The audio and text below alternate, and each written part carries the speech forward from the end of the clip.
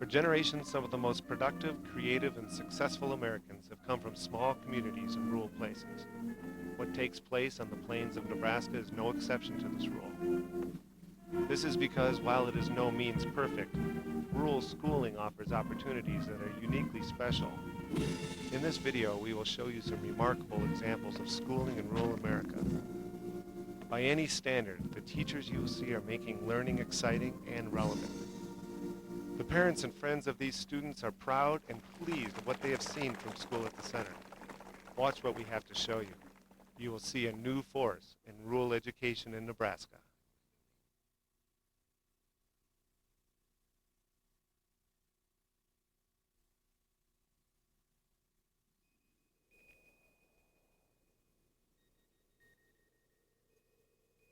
Last year, my fourth graders were trying to come up with an idea for a presentation, and we got to talking about the history of our community, and I had shared with them a story about the blizzard of 1888. And they said, Mrs. Ratzlaff, how about if we create a play about it? And it just snowballed, and pretty soon we were inviting descendants of this family from the blizzard of 1888, got information, we researched, we wrote the play. Jacob Friesen and the Blizzard of 1888 is about a German from Russia who came to the United States of America in 1874. And after he came to America, he settled here in Henderson. During the Blizzard of 1888, his children, 3 of his children, had gone to an older son's house, and on the way back, they hadn't returned. So Jacob was very worried where his children were. He saved his 3 kids and farmhand from a blizzard in 1888, and they were hiding in a haystack. They were in a haystack to keep them warm, and Jacob found them and saved them. Well, it was nice that they could think about stories that had happened in Nebraska. They said I did a great job, and this guy who bought me an ice cream cone, he thought I did a good job. Did it make you a local star after the next day? I don't know, I thought I was. Good. I didn't even want to once do a play. I remember when I was littler, I figured I would hate to do plays because I don't like to get up in front of people. But now that we do it, I think it's really fun, and I just want to do it again. First, I didn't really want to act because I thought I was a bad actor. But I asked my mom if that was okay, but then she said I wouldn't be like a star if I was lights or sound person. And it wouldn't be any fun, so I just chose to take the head lead in the play, and I got it.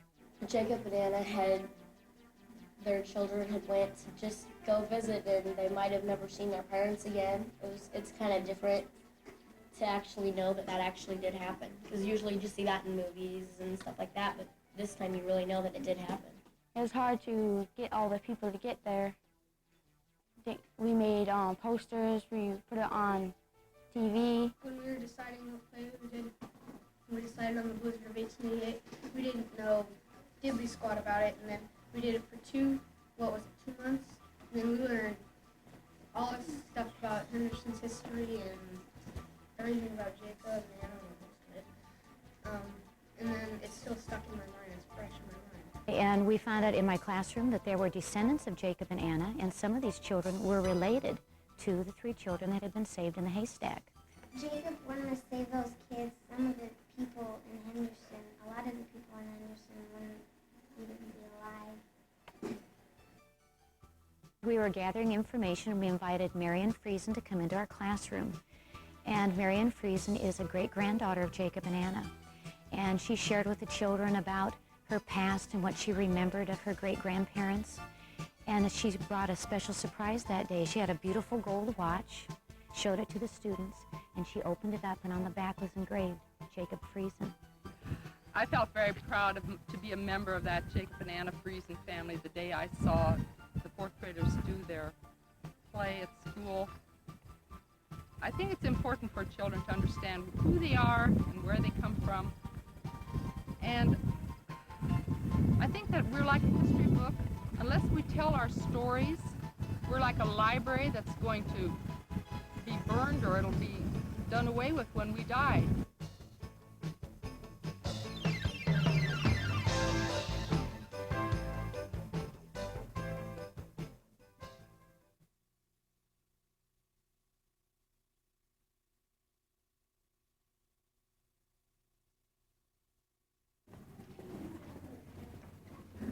welcome to the bubble. Can I help you? There was a real project in Georgia that we wanted to take a look at, and they had a school store.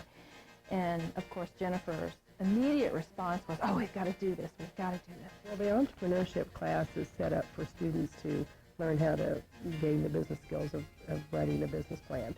You learn all aspects of running a business. You learn cash flow, you learn inventory, you learn giving correct change.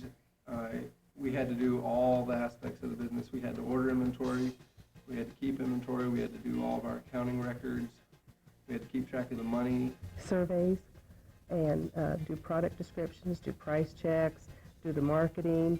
They learned more than just cash flow analysis and marketing and those kinds of things. They learned how to live and work together, almost like it was a learning community. We keep $107.50 in the cash drawer and take the rest to the bank. Thanks, guys. What's the password, Mrs. Goss? Pardon? What's the password? The ones that we have in the computer? Yeah. Depending on how many hours you worked in the store, then that depends on how much money that you get at the end of the year. But we don't get paid till the end of our senior year. That's a downfall. The success of the bubble was more in the process, probably, than as the success of the business. I think the business itself is very successful, but the process that the students went through and working together was incredible. Wayne State College has a business competition every year. The students put together a PowerPoint presentation to show the process that they went through for the bubble. And so our group presented their business plan for the bubble, and they got first place. They were pretty excited about that. It was incredible. Did you actually get those? No, but we just printed this, and then we could write both of them, and then we just take that and go. We are the accountants. Okay, so what does your report? Your report's from, and so you're showing monthly income and expenses, which is the income. The blue's the income. It was a real life experience. They had to jump through some of the hoops that anyone would have to if they started a small business. What makes it so real is that, quote, quote, it is real. It's, you know, whether it's in the store or their own business plan, it's theirs, and what they put into it is what they get back. I don't know if you got all the inventory in. Do you have any of the inventory in? Did you get the inventory in last week? Through this class, the students have taken a tremendous responsibility for and acceptance of their community, and they've learned, I think, what it takes to be a community. And so through that whole process of learning all that, they're learning how to be citizens. They've learned how democracy works. There's a bigger picture that you can't get when you're segmenting things into little tiny particles and trying and hoping that the kids will connect them. Students taking the entrepreneurship class are walking away with a real life skill, how to make a business plan. Now that's a business plan skill that they can walk away with and take any place, or they can also bring it back here.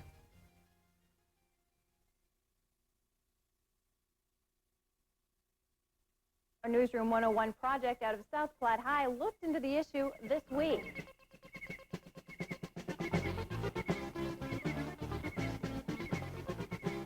Tell me about what that picture is. I was watching KNOP TV one night, and there was an advertisement that came on that they were looking for roving reporters in the Ogallala area. And we had received our camera, and I thought, what a neat way to use the camera, and maybe it would work to get the kids involved in being the reporters and the camera people. Newsroom 101 was a cooperation between KNOP TV, News Center 2, and the South Platte High School. My role was being the cameraman and also being the asking questions, the reporter. And we sent a photographer reporter there to train and to teach the students and Robbie Kroger the basics of photography and interviewing. I learned from Joe Swift, a person from KNOP TV that works there, a reporter, that You have to take good filmage. When you're shooting video, remember you need a wide shot, you need a medium shot, and you need a close-up. I went there and I visited with their class, and what I did basically, they wanted to know how to shoot video. They were going to be shooting some video, and so the main thing I tried to stress is I'm going to give them some tips that'll show them how to make their video look like professional video rather than somebody just out there with their home video camera.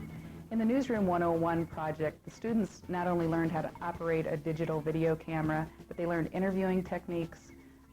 They learned how a news center operates. I hope they learn to be inquisitive and to ask really in-depth questions and to always maybe not look at the surface of things. But these guys asked a lot of good questions, had a lot of interest, and seemed to be excited about it. I think they did well because they took instruction well. There's a lot of people that come in knock on my door and want a job that think they know it all. And these kids didn't have that attitude at all. The Newsroom 101 project was successful because of the partnership between Canopy Studios out of North Platte, their help, and then the link of school and community and reporting on the stories that are happening. This is the type of opportunity where if somebody even has an inkling that they might want to go into broadcasting, this can really become a big seed. My philosophy is always to offer the opportunity to young people to have this type of chance. I was kind of proud because I was the one that had taught them, and when it started coming back and it looked really good, they would say, you know, you must have taught them really well, and I'd feel kind of like a father.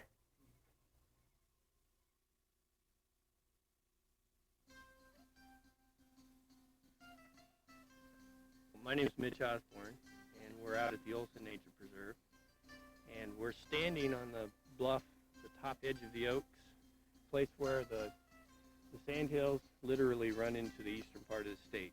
It's a unique place. The whole preserve is really unique in that there's several ecosystems that meet, right here in the preserve.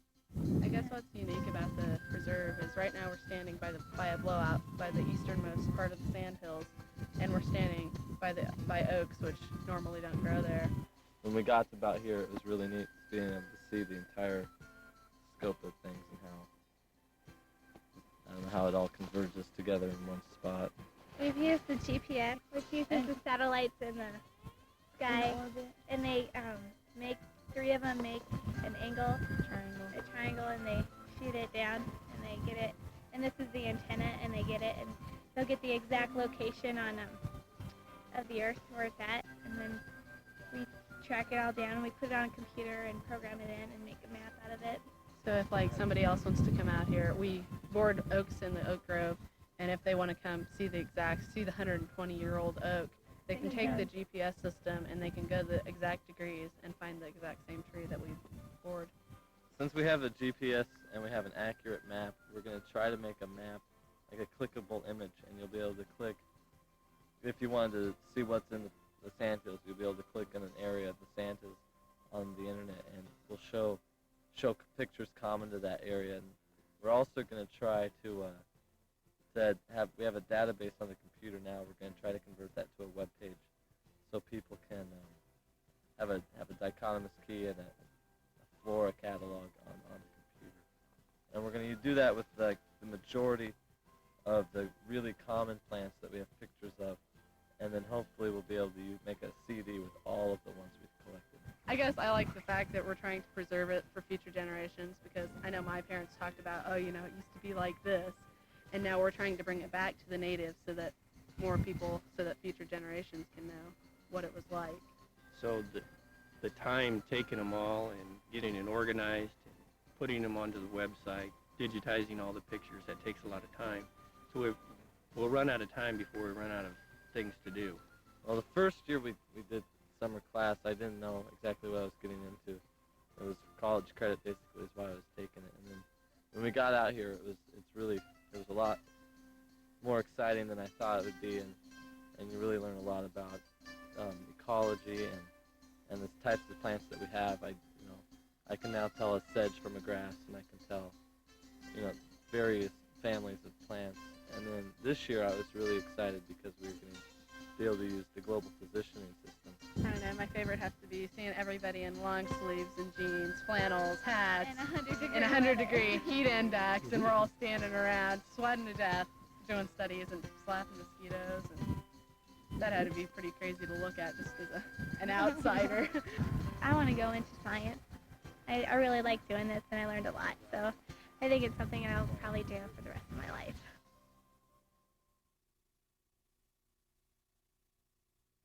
The Phelps Hotel was built by the Phelps family, Sarah and Ed Phelps, in 1885, and it was actually built before the town of Big Springs was founded. Sarah Phelps actually had dreamed of this hotel for the main reason of having it be a center for the town of Big Springs. She saw it being a place that travelers could come to for lodging, for food. And so at the time that I first moved to Big Springs, I remember the building as, you know, an eyesore in town. It was falling apart. The front balcony was not attached any longer. Windows were boarded up.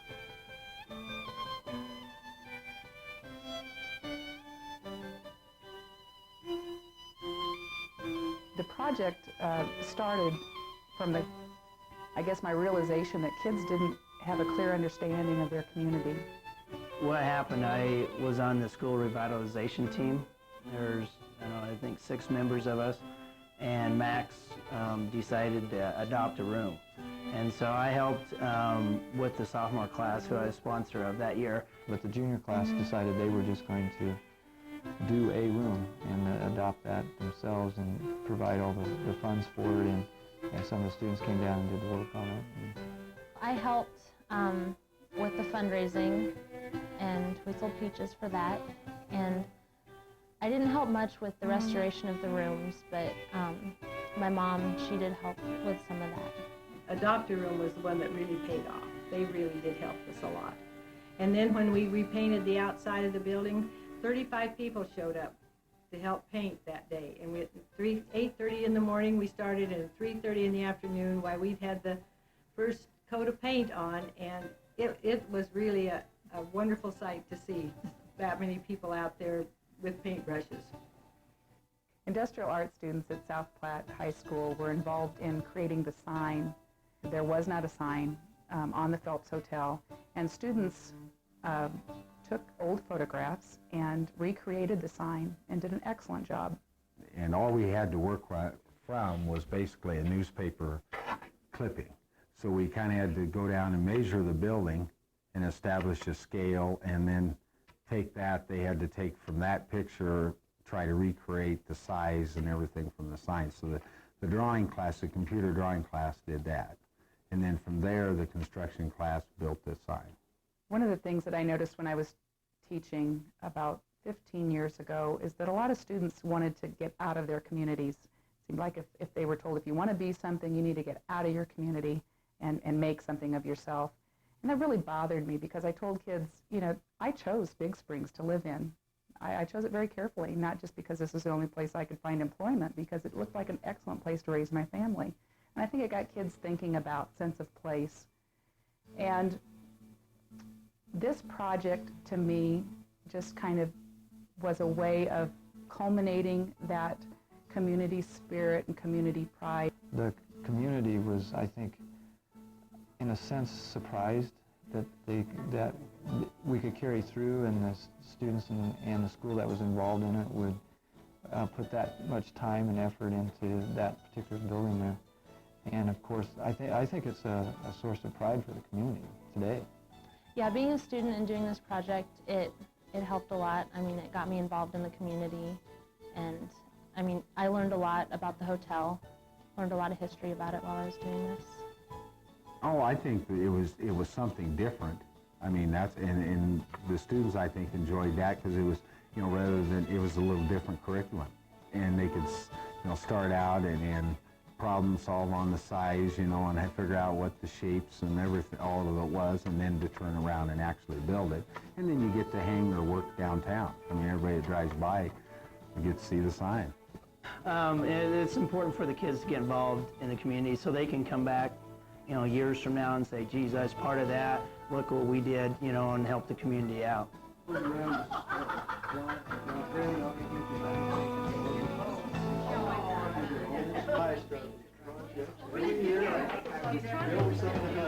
majority of the people are regulars. I mean, they come in and sit around the table, they feel very comfortable, they chit-chat, and the farmers come in and they have their table, the gals have their table, the farmers get their lineup for the day, and they just really enjoy being in here. We have been told that it's really comfortable being here. We have one farmer that comes in first thing in the morning, and he puts our open sign in the window, and it doesn't matter what time it is. It might be 7:30, it might be 8 o'clock, but if he don't show up, we're not open.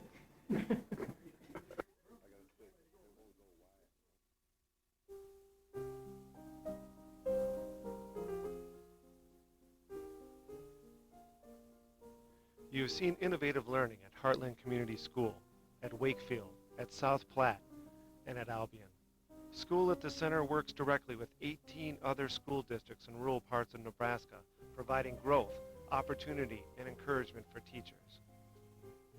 One of the things I like about School at the Center for Teachers is that it dignifies their work.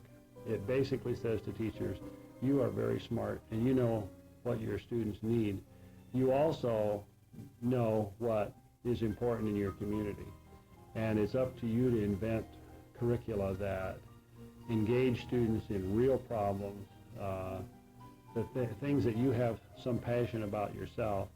And what's been so fun for me to watch is that the teachers that seem to have the most success are those teachers who not only believe in active learning processes, but they themselves get engrossed in what the content is. I mean, they are out after information, and they have a strong need to know. And so in that way, I really like it because it treats teachers like real professionals and gives them credit for how creative they are. School at the Center is about restoring the presence of community in the school. School at the Center is about locating learning in the community. You've seen this enacted in the projects we have shown you, where school and community are very much linked together. With my parents, however, it was slightly different.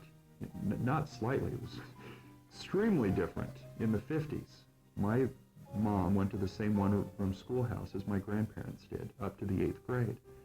But her formative stages of education were not about community, were not about the farm.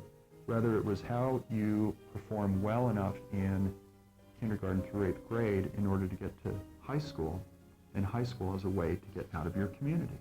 It was really seen, that is, good grades as a ticket out of the community, and the further away you moved from the community, the more successful members of the community thought you would be. So I have relatives who live in Kansas City, and they're viewed as being extremely successful because they're the ones who live furthest away from Baird. When we moved to New York City when I was the age of 6, that was success. My dad had made it. Here's a young man who came from Scottsbluff, Nebraska, and he's now living in the big city, and we were miserable. What you see in this movie is just the tip of the iceberg. There are innumerable projects that are hidden under the surface of the water that we could just as easily have included in this movie and haven't been able to. School at the Center has a tremendous amount of activity going on, tremendous amount of participation by students and teachers and community members doing wonderful projects all over the state. School at the Center is not a place, it is an idea, and a set of shared beliefs captured by its name. These values can be seen everywhere in what we have shown you. Think back about what is good and exciting about learning that these teachers and youth and community members have created.